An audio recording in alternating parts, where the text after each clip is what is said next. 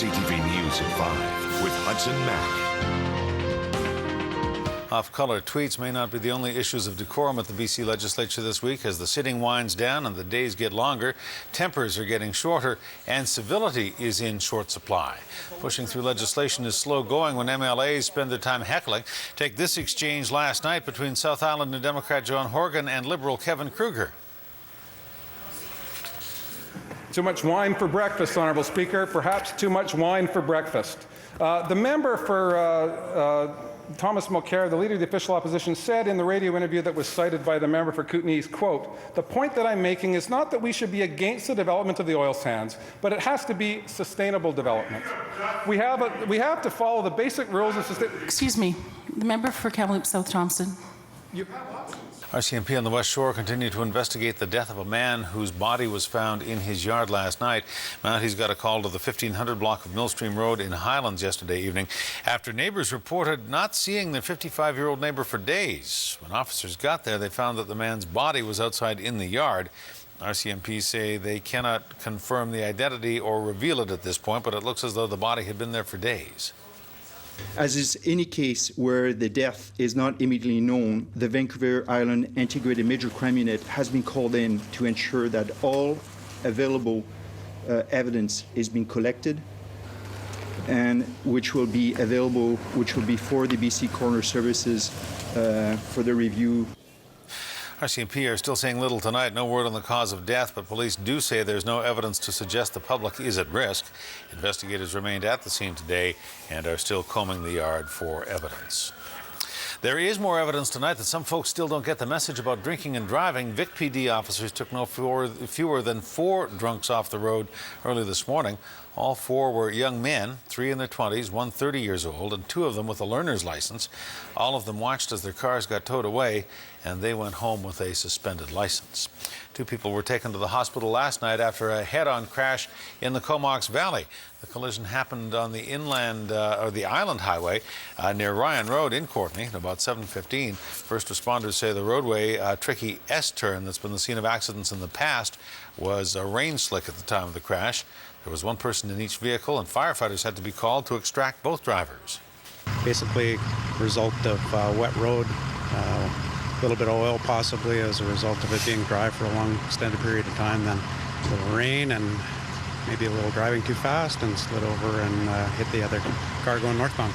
Got the silver car, they were heading southbound, and the white car was heading northbound. No extrication was required, just helped out the ambulance service until the second car arrived to load up the second patient.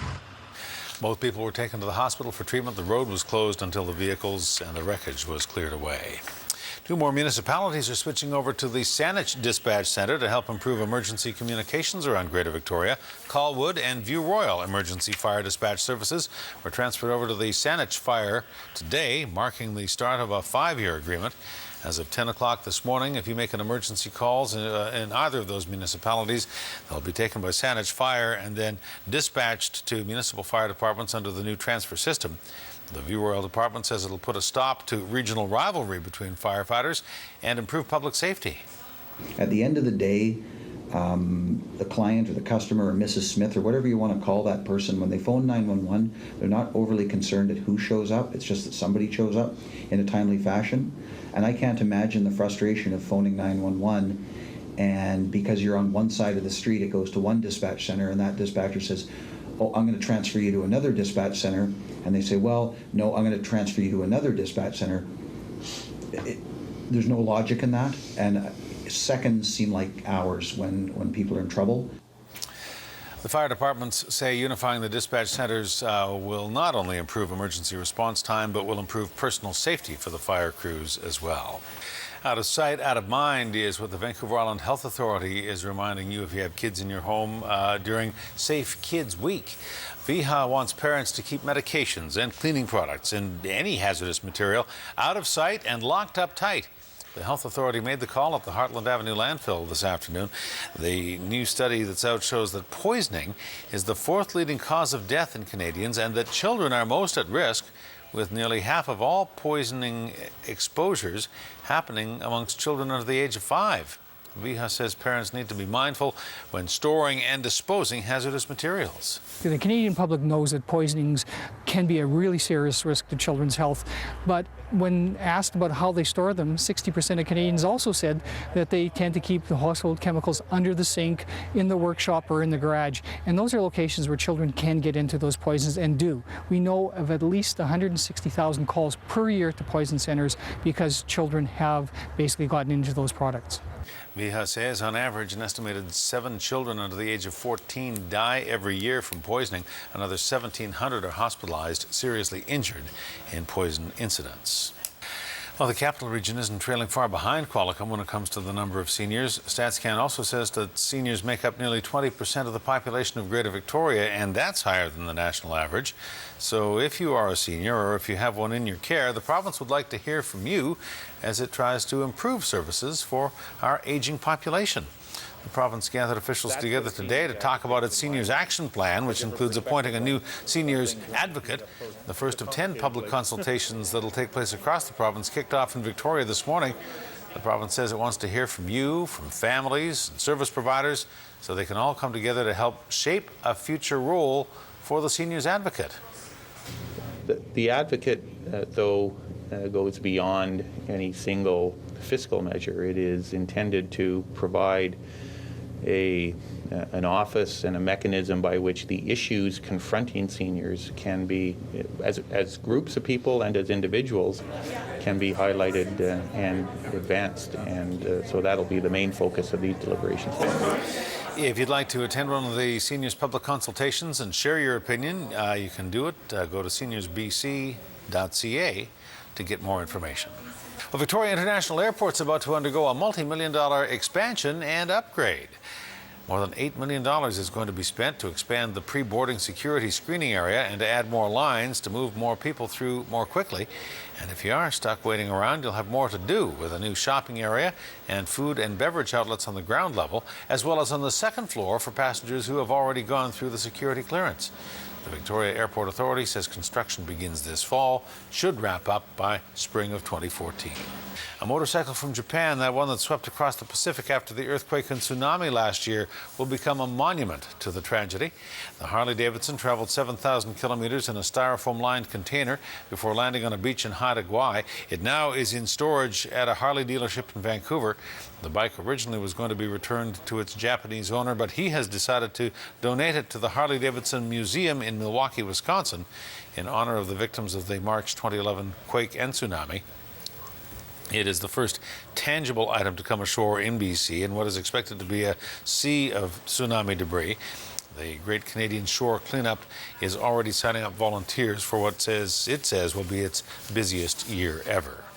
It's a little bit of an unknown because nobody really knows how much is going to arrive, when it's going to arrive, or really even what is going to arrive. Could be things like, most likely plastics because they float, or chemicals, or it could be the everyday stuff that we see wash up all the time. As much as 1.5 million tons of debris may be on its way, including containers that might be filled with oil, solvents, and other toxic chemicals. Now, Premier Christy Clark called reporters together today to talk about a number of things, among them her decision to skip the Western Premiers Conference, her meeting with Catalyst paper officials, and other issues. At the news conference, though, reporters had more questions, it seemed, about naked kite surfing with Sir Richard Branson. That was an invitation that he made to her, one that she describes as disrespectful. You may recall Branson was in BC last week as he was launching direct service between YVR and Heathrow Airport in London on board his airline Virgin Atlantic.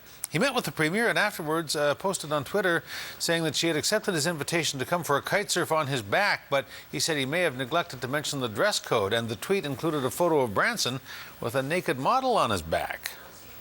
Lots of young women, I hope, want to run for politics. And I think, you know, when you meet with the CEO of a billion-dollar company who wants to do business with your province, you can get a little bit more respectful treatment than that. Somebody said to me as a joke that if that's his best pickup line, then maybe there's a reason he called his company Virgin. And at that, Clark said she had nothing more to say about the tweet or the invitation to go surfing with Sir Richard. RCMP and Nanaimo are hoping you can track down the man who stole an up-and-coming golfer's clubs. the night before his biggest round. We first told you about this last night. Surveillance video shows a man taking the clubs Friday night from the Nanaimo Golf Club. Their 15-year-old owner had left them outside the pro shop for just a few minutes while he was on the putting green. He was devastated because he had a major qualifying tournament the following day, but the Nanaimo club came through with a loaner set and helped him place second. But my initial goal, with my normal clubs, was to make the zone team. But after I got my club stolen, my thoughts were just get top 12 because that was the qualifying spot. And luckily I played well the first day and played all right the second day, and the conditions were playing really tough, so I came second. Zach did well with that, but he'd like his original clubs back. They were in a red and black bag. They include a TaylorMade driver, ping irons, a Cleveland putter, 2 Titleist wedges, a ping 3-wood as well. The man who stole them will be trying to fence them. If you know anything about these clubs or have seen someone trying to sell them, please call the Nanaimo RCMP or Crime Stoppers.